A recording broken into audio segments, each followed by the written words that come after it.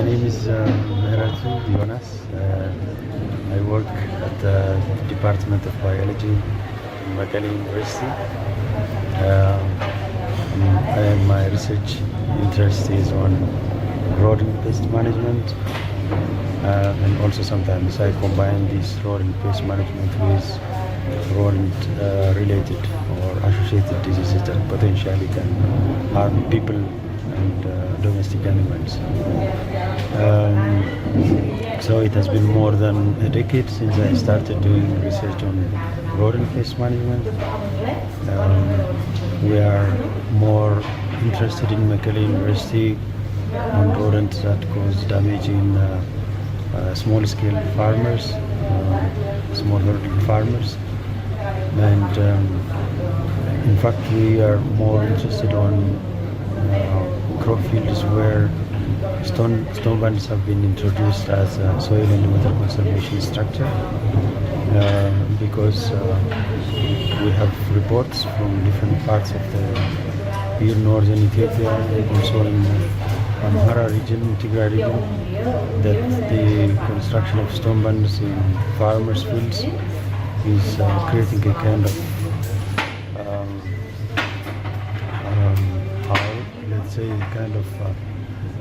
harbor. Yeah, or, safe shelter. Yeah, kind of shelter. It's actually called refuge. Yeah. Refugia, where the rodents hide inside the stone bunds and then come out to attack the crop fields in the farm. So we have been studying what kind of stone bund structures are attracting rodents. Damage does in the rodents inflict on crop fields when the stone bunds are there in the absence of stone bunds, and then also how does the construction of stone bunds affect rodent abundance and crop damage when the stone bunds are built close to each other and then far apart. We have also started looking into potential diseases that can be transmitted from rodents to humans. For instance, we have identified several genotypes of Bartonella that are potentially pathogenic to humans from rodents collected from domestic areas.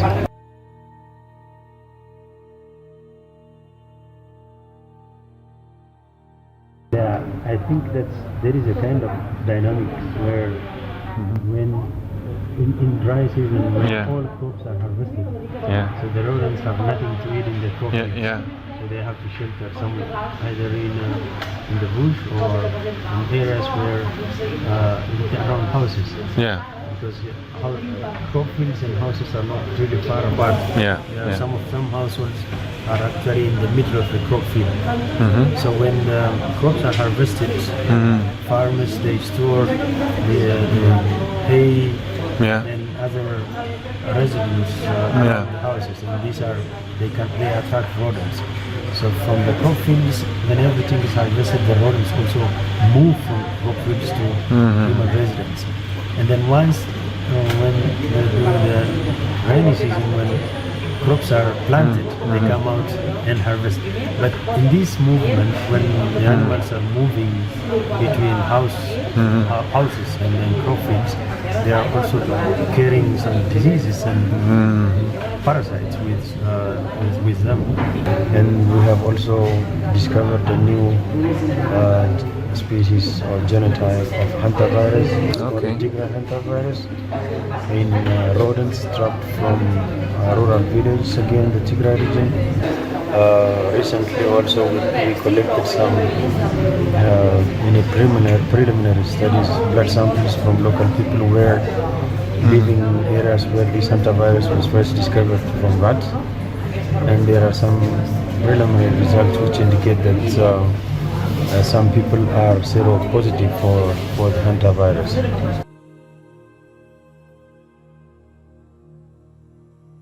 Some researchers they think that there are about 10 to 12 different species of rodents that cause crop damage in farmers' fields and storage areas.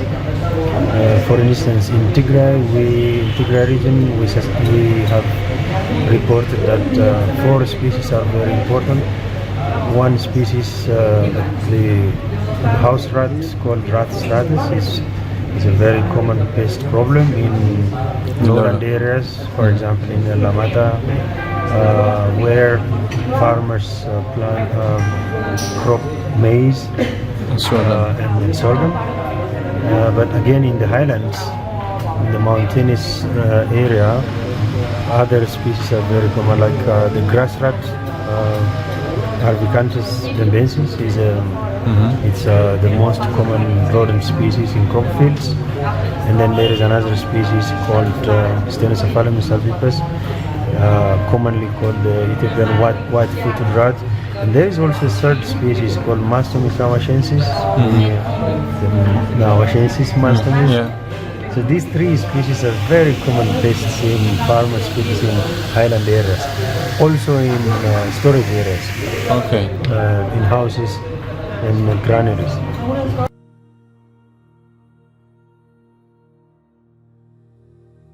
Yeah, in Tigray, in highland areas, rats have, like farmers, they don't call rats. They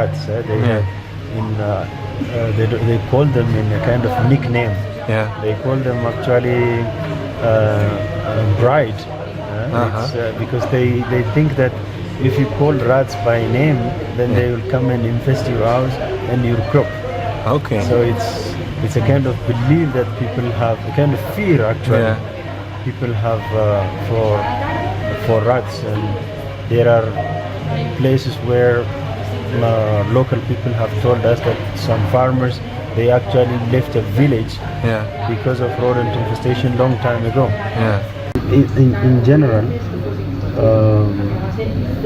rodent pest problem in Ethiopia, and especially in northern Ethiopia, where I know a lot, it's not a universal problem. It's just like in some places there are pest infestation almost every year regularly, and then in other areas it's sometimes occurs. It's vary from year to year, of course, depending upon the environment, the rainfall, and so on. But and then in some places, of course, it's not that a problem at all.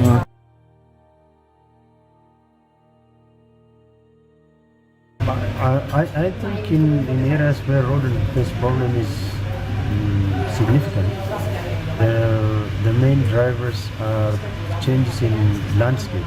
As I said, the introduction of the stone bunnies is one, the creation of exclosures and then also expansion of agriculture. New areas of land are being put under cultivation.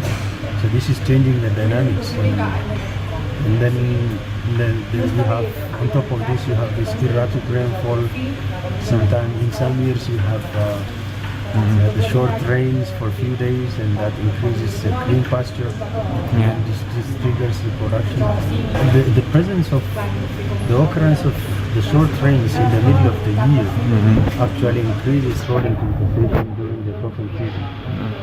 So it means that the short rains actually trigger early reproduction of rodents.